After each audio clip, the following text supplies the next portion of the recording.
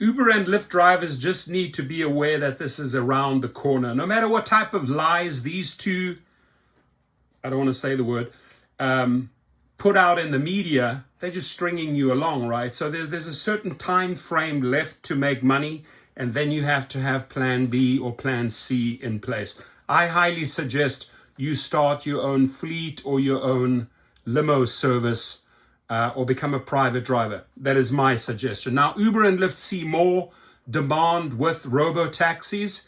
Here's what their CEOs say about a driverless future. They are obviously appealing to the investors, to the shareholders.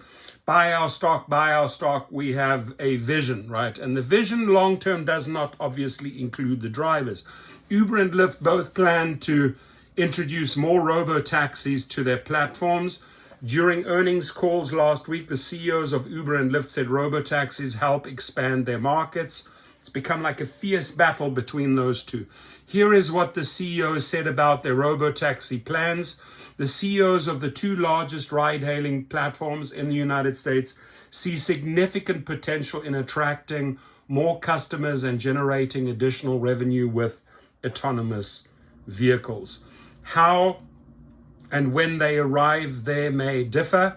During their respective Q3 earnings calls last week, Uber CEO Dara Khosrowshahi, good friend of mine, not, and another good friend of mine, Lyft CEO David Risher, not, fielded multiple questions about their robotaxi expansion plans. Both companies have secured partnerships with Waymo and others to deploy autonomous vehicles for their fleets in the near future. Still, the partnership structure won't be the same in every market, leaving room for Uber and Lyft to carve out ways to earn money through those relationships. We have seen that from both companies in the last year, aggressively creating these different type of relationships in different markets. Meanwhile, the CEOs of both companies say that so far they are seeing the rideshare market grow in areas where autonomous vehicles are deployed.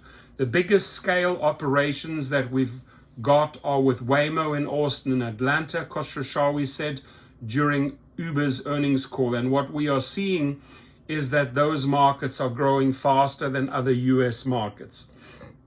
Risher expressed a similar sentiment, saying, "We like the economics of AVs a lot." During Lyft's earnings call on Wednesday, here's what they've recently said about their visions for robotaxis: a hybrid future.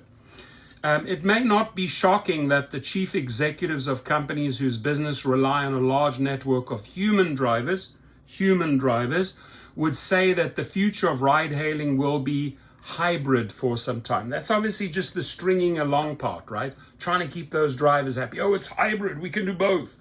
Risher, the Lyft CEO, provided a little more insight into the why. It's really, really hard to satisfy demand just with AVs anytime in the near future. He said there's not just enough supply in the world. Risher added that human drivers also provide their own cars, one less asset Lyft has to provide. Meanwhile, Uber is addressing the robotaxi supply issue through its OEM partnerships. The company has partnered with Stellantis to bring at least 5,000 robotaxis to its global fleet.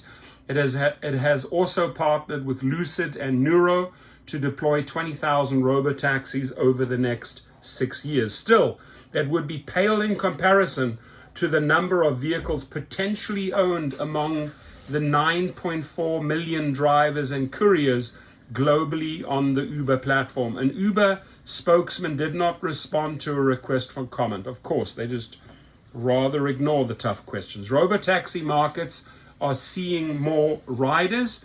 Publicly available robotaxis are limited to a handful of cities, but in areas where active AVs are present, both CEOs reported that overall demand is growing faster than in areas without self-driving taxis. In markets where AVs operate, rideshare is growing faster than, and I'm talking about comparable apples to apples markets, than markets where AVs are not operating, Risher said.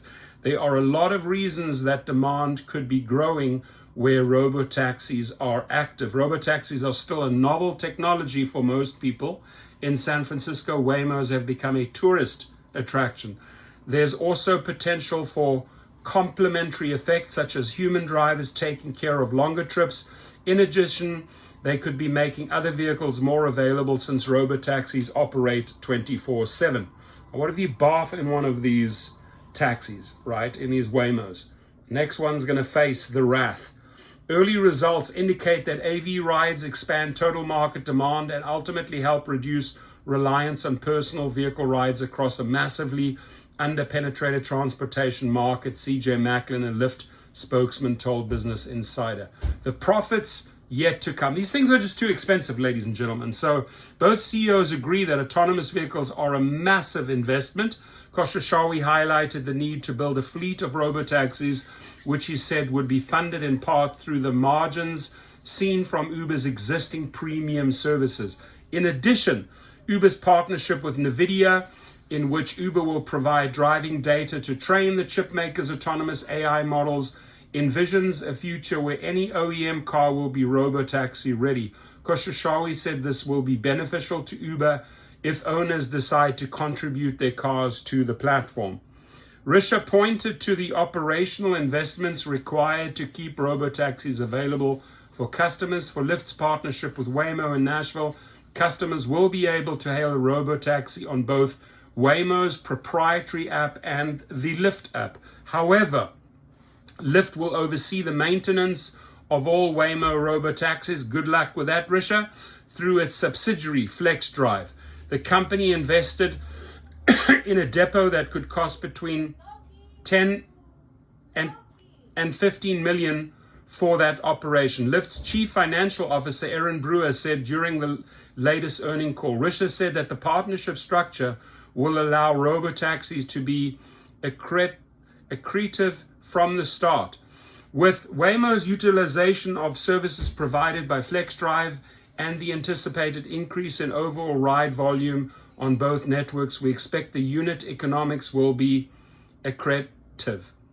Macklin, the Lyft spokesman, said overall, profitability, however, may take some time. AV is not profitable, Khosrowshahi said, and any new product that we introduce into the marketplace starts off in a position where we're losing money and we're unprofitable.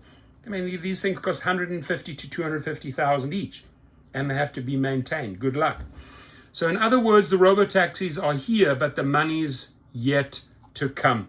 Ladies and gentlemen, I think these two are making a massive mistake by pushing this a little bit too hard. This has to be done gradually. They're in the news every single day talking about AVs, Waymos, this market, that market. A little bit of a pissing competition between these two. But, you know, again, it's literally these two here. I could switch them out, banging heads all the time over AVs. Your comments, please. Thank you.